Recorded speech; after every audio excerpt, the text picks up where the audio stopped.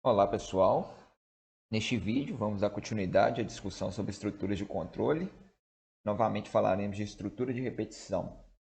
Hoje especificamente sobre as estruturas relacionadas ao comando for, que tem um funcionamento semelhante ao que a gente viu no vídeo anterior sobre o while, só que diferentemente do while, aqui a condição de parada é definida no início da sua estrutura de repetição. No caso do while, era até atingir determinada condição, e era variada dentro do próprio loop, só que no caso do for, você já define o ponto de início e de parada logo no início do código.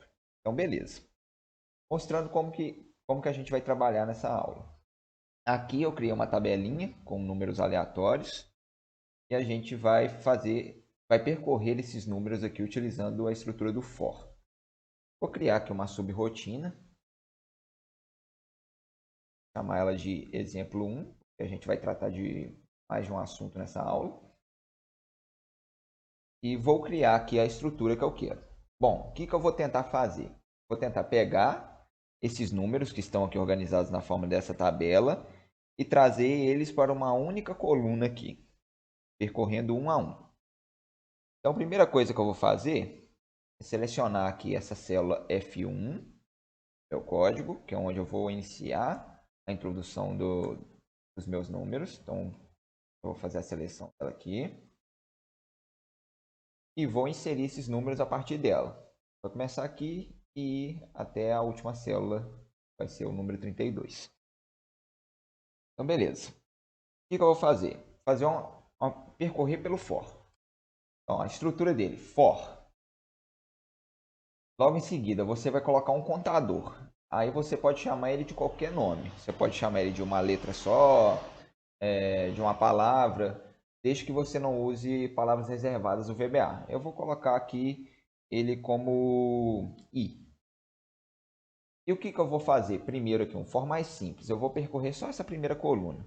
Então, eu vou querer percorrer dessa linha 1 até a linha 5. Então, eu vou colocar o for com i igual a 1 até 5. Então, aqui eu defini a estrutura. Eu vou percorrer de 1 em 1, começando do 1 indo até o 5. Logo em seguida, o que eu vou fazer? Eu quero armazenar essas informações aqui. Então, eu tenho que criar alguma estrutura que faça isso. Percorra uma a uma essas células e vá copiando os valores dela para cá, sem sobrepor os valores. Então, aqui eu estou na célula F1. O que eu vou fazer é active cell.value. Eu quero que primeiro a célula F1 assuma o valor da célula A1. E como que eu coloco isso de forma dinâmica, para o for conseguir fazer isso de forma independente? Eu vou chamar aqui o comando cells. Você também poderia utilizar o comando range, mas o comando cells ele é mais prático porque aqui você insere números, tanto para a coluna quanto para a linha. Quando você usa o range, você já dá o nome da célula, né, que seria, por exemplo, A1. Então, daria para fazer, você poderia utilizar o código concatenar, mas fica com muita informação desnecessária. Então, eu vou utilizar aqui o comando cells, que é equivalente ao comando range. Então, ó, eu quero tratar de uma célula específica. E que linha que ela está? Bom, aqui, especificamente, ela está na linha 1. Mas isso daqui eu quero que seja dinâmico. Isso daqui vai variar com o meu for. Então, eu posso colocar aqui como a linha I. Em qual coluna? A coluna já é fixa. A coluna aqui, no caso, é coluna 1. Então, aqui, eu vou colocar o número 1. Ponto value. E depois que eu fizer isso, eu vou querer passar para a próxima célula, para quando meu for rodar de novo, ele não sobrepor valores. Então, eu vou colocar active cell.offset 0.select. Terminou minha estrutura do for, para eu finalizar ele, eu coloco next. Então, ele vai repetir só o que está entre o for e o next. Então, vou rodar aqui para vocês verem. Ó, selecionou a célula F11, definiu a estrutura do for. Ele vai falar que active cell.value é o cell i No caso aqui, o i começou com 1, que ele está no primeiro loop. 1. Ponto value.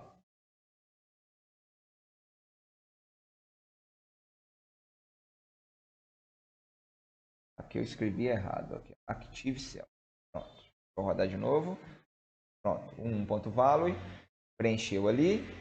Vai dar um offset. Terminou o for, ele vai para o próximo. Agora o i, passando aqui em cima, ele vale 2. Aí vai ser cells 2, 1. Então 2, 1 vai ser linha 2, coluna 1. Vai ser essa daqui. Vai preencher. E assim vai. Chegando no último loop, que é com i igual a 5, ele vai executar. Quando o i passaria a ser 6, ele não executa mais e termina a sua sub. Seria basicamente isso. Beleza. Aí o que eu posso acrescentar nisso? Eu posso fazer um for dentro de outro for, porque aqui eu só consegui percorrer a primeira coluna com essa estrutura, mas eu quero que depois que ele percorra a primeira coluna, ele percorra a segunda, percorra a terceira, percorra a quarta. Então eu posso fazer um for dentro de outro. Só que eu teria 4 colunas aqui, e para todas essas 4 colunas eu percorreria 5 linhas. Então, o for mais interno seria esse das linhas, porque ele vai ocorrer para todas as colunas. E por fora eu percorreria as colunas, não, desculpa. Percorreria todas as linhas e por fora eu percorreria as colunas. Então, primeiro eu começo com a coluna 1, percorro 5 linhas, depois eu vou para a coluna 2, percorro 5 linhas e assim vai. Então, aqui por fora eu vou colocar um outro for. Aí aqui você tem que dar um nome diferente para a variável, né? Lá eu chamei de i, aqui eu posso chamar de j, por exemplo, desde que seja diferente. Faz qual? Eu quero percorrer 4 colunas, eu começo na coluna 1, vou até a 4. Eu vou de 1 até 4. Não necessariamente eu preciso começar com 1, eu poderia ir, sei lá, de 2 até 5. E não interfere no for. E aqui, só para facilitar, eu vou separar eles aqui. Então eu teria esse for e dentro dele eu teria outro aqui. E o que vai acontecer? Eu vou querer que ele percorra, mas só que agora minha coluna não é fixa. Aqui, além de eu variar a minha linha, eu vou querer que ele varie com a coluna, que vai ser J. Ó, vamos ver como que vai funcionar. Ó, vai começar na coluna 1, linha 1. Então, J igual a 1 e igual a 1. Vai ser 1, 1.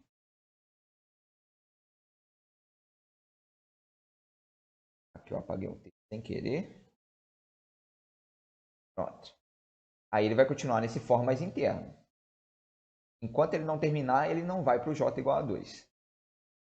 Aqui ele vai fazer exatamente a mesma coisa que já tinha feito antes. Beleza.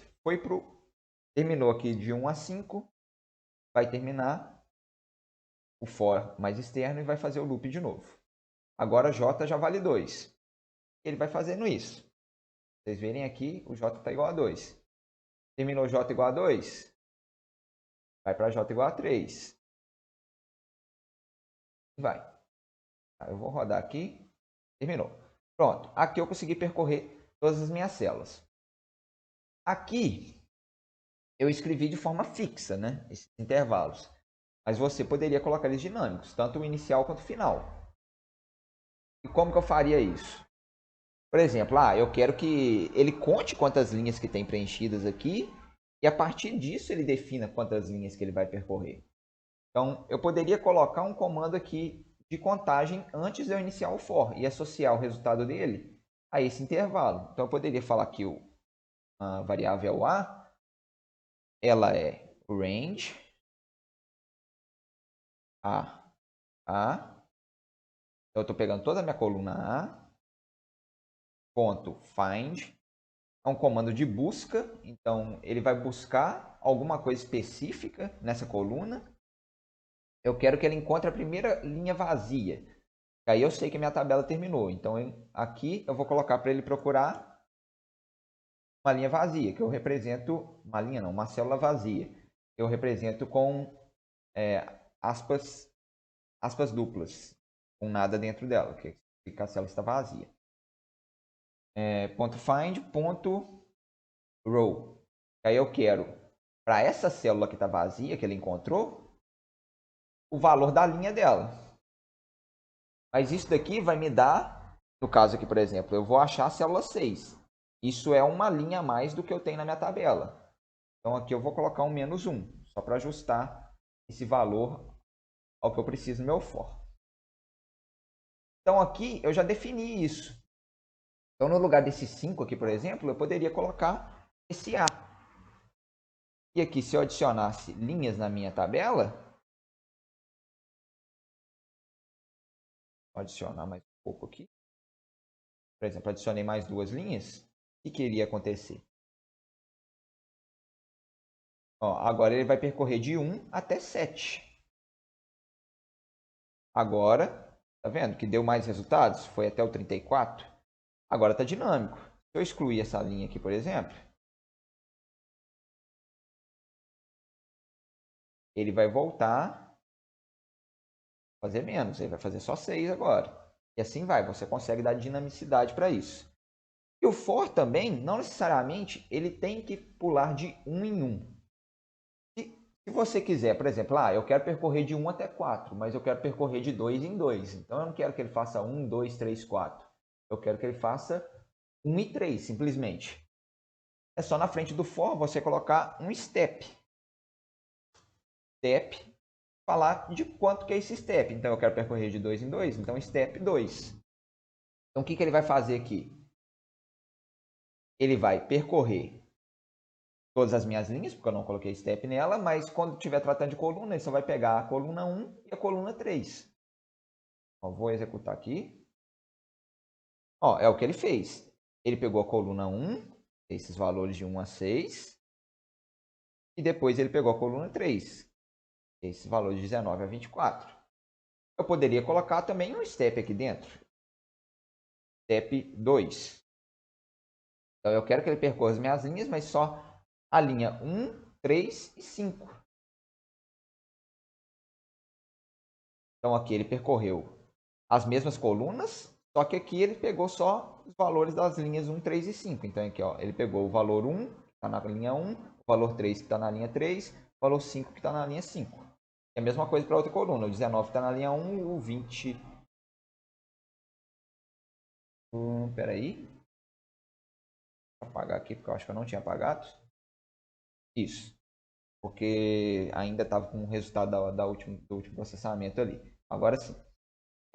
O 19 da linha 1, o 21 da linha 3 e o 23 da linha 5. Pronto. Muito simples o for. E é isso que tinha para falar do for. Então, beleza. Um outro exemplo seria usando também for, mas é um for diferente. Vou chamar ele de exemplo 2. Seria o for each.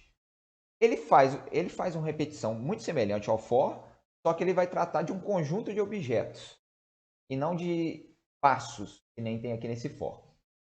Por exemplo, eu posso tratar de um for que vai percorrer um conjunto de células específicas, ou um for que vai percorrer um conjunto de planilhas. Então, ele tem uma aplicação um pouco diferente. Vou mostrar aqui um exemplo. Vou fazer a mesma coisa que eu fiz aqui, só que utilizando for each. For each. Aí eu tenho que especificar uma variável, aí eu posso dar um nome qualquer. Eu vou chamar de célula só para facilitar o entendimento, mas não necessariamente precisaria chamar célula. For each célula in. Agora sim que é o atributo mais importante. É o tipo de objeto que você vai trabalhar. Eu quero trabalhar com range, eu quero trabalhar com um conjunto de planilhas, que seriam sheets, worksheets. Aí aqui sim você vai definir. Então, eu poderia chamar de range, e esse range é onde eu tenho meus dados, por exemplo, que é de A1 até D6. Então, eu quero trabalhar com as células que estão aqui dentro.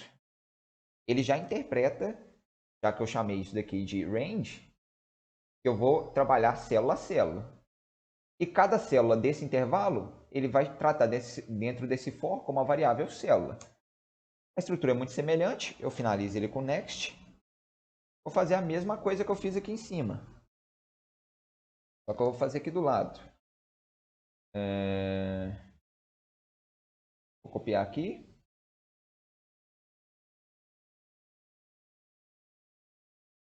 Aqui, beleza. Vou fazer aqui na célula G1, só para facilitar. Ó, ele vai fazer para cada célula no intervalo. Eu vou querer que a célula ativa, que eu estou aqui percorrendo, seja o valor da célula atual que ele está trabalhando.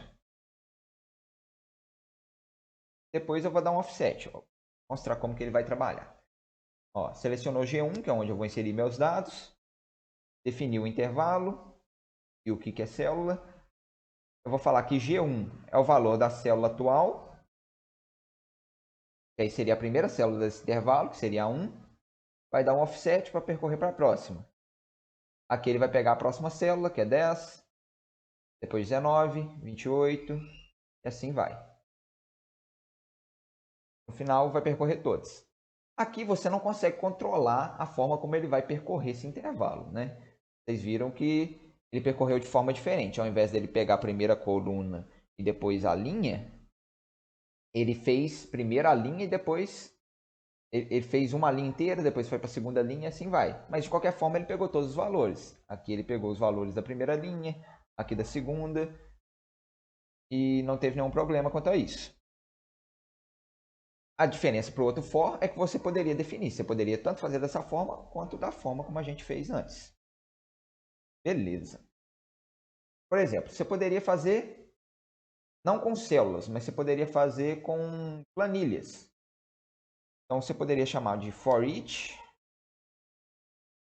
planilha in sheets, que é onde está armazenado minhas planilhas.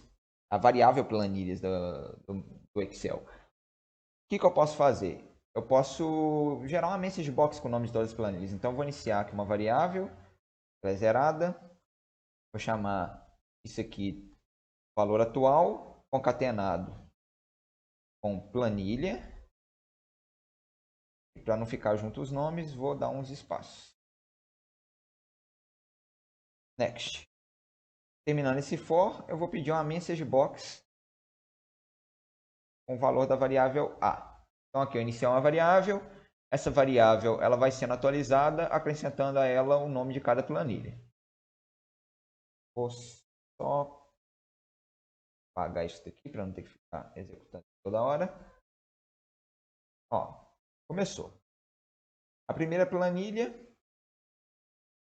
aqui é a planilha 1.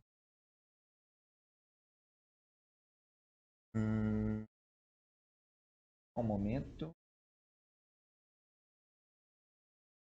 Aqui eu esqueci do atributo. Eu puxei planilha, mas eu quero planilha.name. Pronto. Aí agora sim, planilha.name. Vai executando. Puxou da primeira, puxou da segunda. Message box. Planilha 1, planilha 2. Se eu adicionar outras planilhas aqui, ele vai atualizar lá. Agora tem outras planilhas. Vou executar de novo.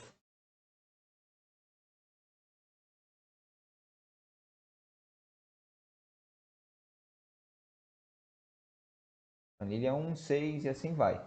Então aqui você consegue trabalhar não somente com células, mas com qualquer objeto.